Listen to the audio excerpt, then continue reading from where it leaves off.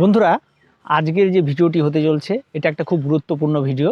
তার কারণ হচ্ছে আমরা যারা গাছ করি তারা বিভিন্ন গাছের ক্ষেত্রে বিভিন্ন রকম পরিচর্যা বা বিভিন্ন রকম গাছের ক্ষেত্রে কোন গাছে কি পরিচর্যা করব এই নিয়ে একটা খুব সমস্যার মধ্যে থাকি। আজ আমি এমন একটা বিষয় নিয়ে আলোচনা করব যেখানে আপনারা গাছ যে কোনোভাবে করতে পারবেন, মাটি যে কোনো উপায়ে প্রস্তুত করতে পারবেন এবং যে কোনো গাছ আপনারা করতে পারবেন। তার জন্য সর্বোপরি বাগানের এই ভিডিওটি দেখলে আপনার আর কোনো ভিডিও দেখার প্রয়োজন পড়বে না, আর গাছ কি করে করবেন তার সমস্ত কিছু আপনারা বুঝে নিতে পারবেন। সবার প্রথমে বলে রাখি, গাছ ছোট থেকে বড় হতে গেলে তিনটি প্রধান উপাদানের দরকার। একটা হচ্ছে নাইট্রোজেন, একটা হচ্ছে ফসফরাস, আর একটা হচ্ছে পটাশিয়াম। এবার নাইট্রোজেন কেন দরকার হয়? নাইট্রোজেনটা দরকার হয় হচ্ছে গাছের পাতার দৈর্ঘ্য বৃদ্ধি করতে, গাছের বৃদ্ধিতে সাহায্য করতে, এবং গাছ যত বাড়বে এবং তার পাতার দৈর্ঘ্য যত বৃদ্ধি হবে তত গাছ বেশি পরিমাণ সূর্যালোক গ্রহণ করতে পারবে, যার ফলে প্রচুর পরিমাণে খাবার প্রস্তুত করতে পারবে। তো গাছের বৃদ্ধিতে একটা বিশাল ভূমিকা পালন করে এই নাইট্রোজেন। এবার আসি ফসফরাস। ফসফরাস কী করে? ফসফরাস হচ্ছে গাছের ফুল ফল বিভিন্ন রকম ধারণের জন্য, তাদেরকে ধরে রাখতে বা তাদের ফলন বৃদ্ধি করতে সাহায্য করে। তার সঙ্গে সঙ্গে এই মাটির যে মেন উপাদানগুলি রয়েছে তাদের উর্বরতা শক্তি বৃদ্ধি করতে সাহায্য করে। মূলের যে উপাদানটা রয়েছে মূলকে শক্ত করতে সাহায্য করে। আর গাছ মূলত কার উপর দাঁড়িয়ে থাকে? মূলের উপর দাঁড়িয়ে, সেই মূল গঠনেও বিশেষ একটা ভূমিকা পালন করে এই ফসফরাস। এবার আসি পটাশিয়াম। এবার পটাশিয়াম কি করে? পটাশিয়াম হচ্ছে গাছের সার্বিক গঠনে সাহায্য করে, মানে বৃদ্ধি থেকে শুরু করে মূলের কাজ থেকে শুরু করে ফুল ফল ধারণ থেকে শুরু করে এভরিথিং সমস্ত কাজে এই পটাশিয়াম সাহায্য করে। তো পটাশিয়াম কিন্তু একটা সার্বিক কাজে সাহায্য করছে। পটাশিয়াম যদি গাছে আমরা দিতে পারি তার সব ধরনের কাজই মোটামুটি কমপক্ষে সে করে থাকে। এবার এই তিনটি উপাদানের মধ্যে কোন উপাদান কখন ব্যবহার করব?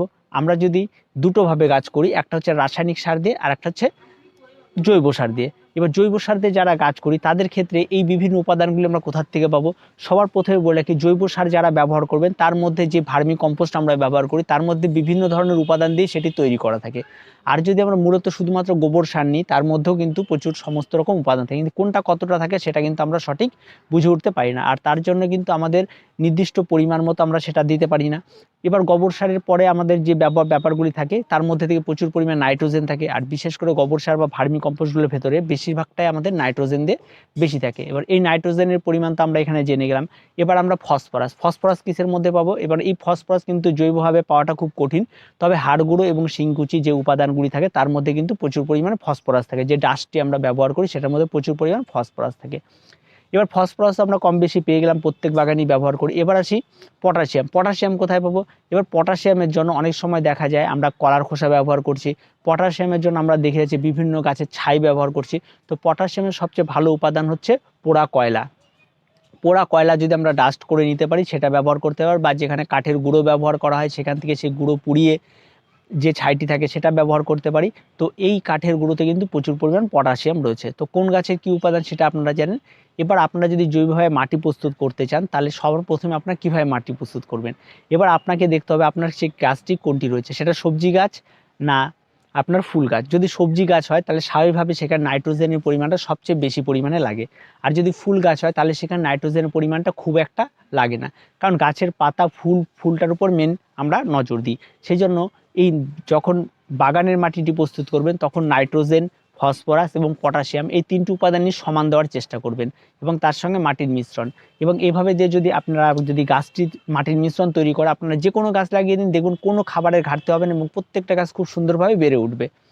এবার আসি রাসায়নিকের ব্যাপারে। এবার রাসায়নিক সার যদি ব্যবহার করেন তাহলে আপনি যখন মাটির মিশ্রণটি তৈরি করবেন তার মধ্যে দিয়েও কিন্তু আপনারা ব্যবহার করতে হবে। নাইট্রোজেনের পরিমাণটা খুবই কম, মানে মাটিতে রাসায়নিক সারের পরিমাণটা খুবই কম ব্যবহার করা। যদি আমরা 1 টব ব্যবহার করি তার মধ্যে 2 চামচ আমরা ডিএপি ব্যবহার করতে পারি।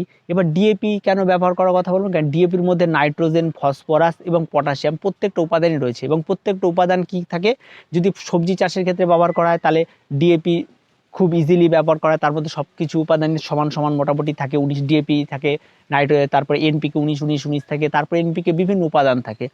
তো আপনি কোন গাছের জন্য কোনটা ব্যবহার করবেন সেটা আপনাকে ঠিক করে নিতে হবে। যদি সবজি গাছ হয় তাহলে অবশ্যই নাইট্রোজেন যে সারগুলিতে বেশি রয়েছে সেই সারগুলি ব্যবহার করবেন।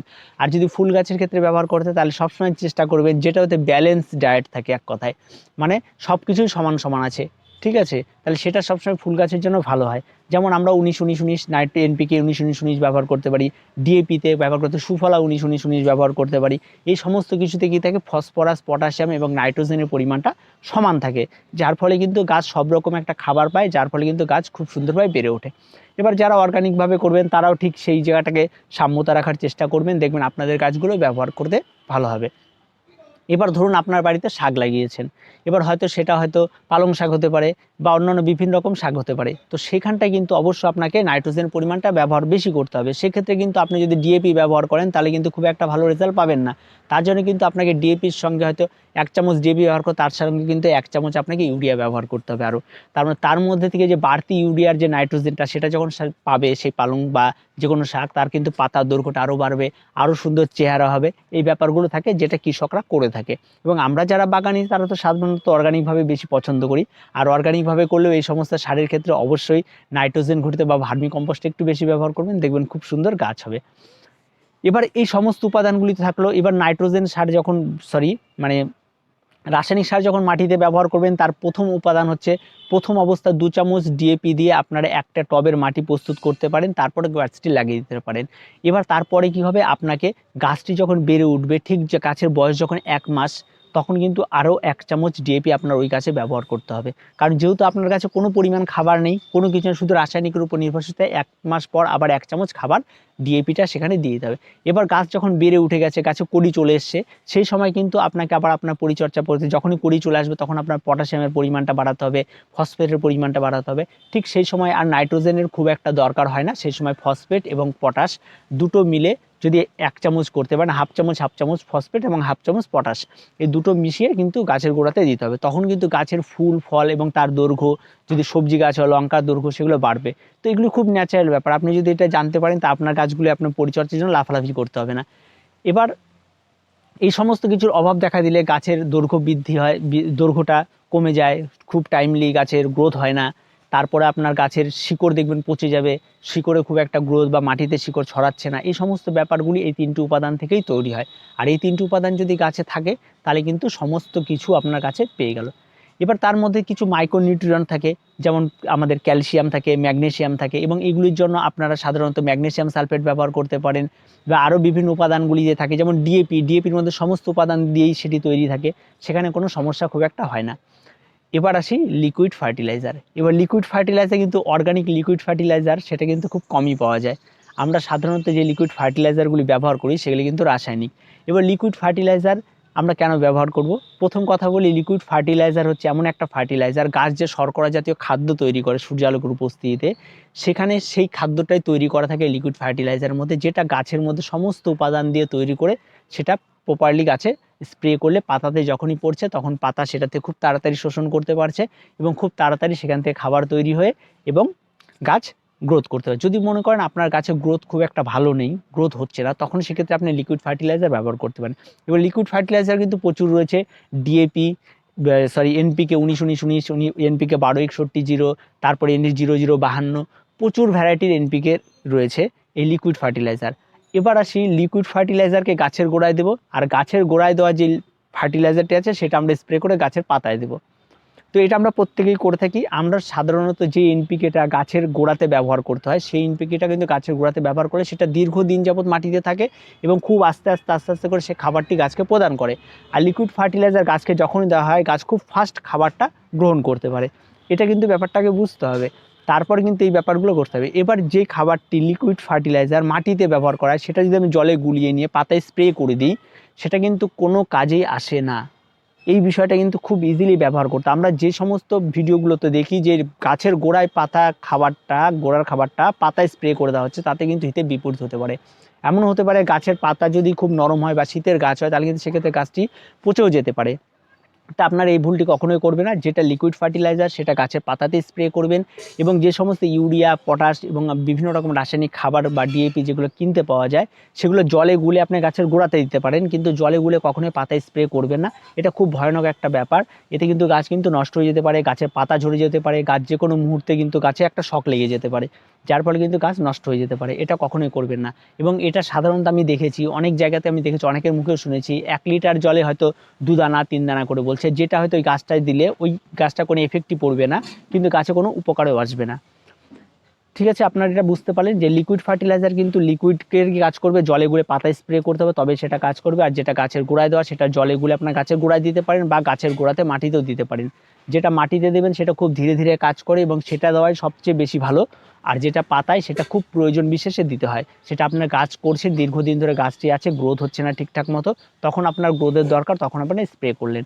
আর এই লিকুইড ফার্টিলাইজার সাধারণত নার্সারিরা বেশি ব্যবহার করে, কারণ তাদের গাছগুলো বিক্রি করতে হবে, খুব ফাস্ট গ্রোথের দরকার, তখন তারা এই ব্যাপারগুলো করে। আর যারা শাকসবজি করে তারা এই লিকুইড ফার্টিলাইজার ব্যবহার করে, তাহলে খুব তাড়াতাড়ি গাছের পাতার দৈর্ঘ্য বৃদ্ধি হয়, যাতে তারা ঠিক টাইমলি এটিকে তুলতে পারে। তো বিষয়গুলি একদম ক্লিয়ার। এবার আপনার গাছে খাবার দেবো, আমি এই গাছে এই খাবার দেবো, এই গাছে এই খাবার দেবো, এই সমস্ত কোনোরকম কোনো চিন্তিত থাকবেন না এবং খুব নর্মালি আপনাদের যেটা বলা হলো সেটা করুন। আর জৈব অর্গানিকভাবে যারা করুন সেটা সেভাবে করুন। আর আপনারা যদি মাসে বা 15 দিন অন্তর আবার খাবার দিতে চান, তাহলে সেক্ষেত্রে আপনারা আবার 2 চামচ ভার্মি কম্পোস্ট, 2 চামচ শিংকুচি এবং 2 চামচ হাড় গুঁড়ো, এই সমস্ত কিছু মিক্সচার করে, বা কাঠের গুঁড়ো যদি থাকে পটাশ, সেটা খুব ভালো সাপ্লাই দেয়, পটাশ 2 চামচ দিয়ে একটা সুন্দর একটা ডায়েট, একদম ব্যালেন্স ডায়েট তৈরি করে গাছকে দিয়ে দিন। 1 মাস বা 15 দিন পর পর দিলে গাছ খুব সুন্দর গ্রোথ করবে। গাছে আর কোনো রকম কোনো কিছু থাকবে না, এতে গাছের রোগ প্রতিরোধ ক্ষমতা বাড়বে, আপনার গাছের রোগ ব্যাধি হবে না, এবং এই ব্যাপারগুলো কিন্তু খেয়াল রাখতে হবে। তো এই সমস্ত বিষয়গুলি খুব ইজি এবং আমরা প্রত্যেক বাগানে এই ব্যাপারগুলো জানি, এবং প্রত্যেকে এগুলো করার পরেও আমরা চিন্তিত থাকি করবো কিনা এবং কীভাবে মাটি প্রস্তুত করবো, এটা একদম পরিষ্কার করে বলে দেওয়া হলো। আপনারা এভাবে এই ফার্টিলাইজারগুলিকে ব্যবহার করুন। রাসায়নিক হলে আপনারা কীভাবে করবেন এবং জৈব হলে কীভাবে করবেন, খুব ইজিলি। আর আমি সবসময় বলবো আপনারা অর্গানিকভাবেই করুন, সমস্ত গাছ খুব ভালো হয়, খুব সুন্দর হয়। আর গরমের ফুল কি শীতের ফুল কি, আর যারা পার্মানেন্ট গাছ করেন বাগানে, তারা অবশ্যই আপনারা রাসায়নিক থেকে দূরে থাকুন, আপনারা সাধারণত অর্গানিকভাবেই পার্মানেন্ট গাছগুলি করুন। তো বন্ধুরা, ভিডিওটি আজকে এই পর্যন্তই। ভিডিওটি ভালো লাগলে অবশ্যই লাইক, শেয়ার এবং কমেন্ট করুন এবং আমাদের চ্যানেলটিকে অবশ্যই সাবস্ক্রাইব করুন।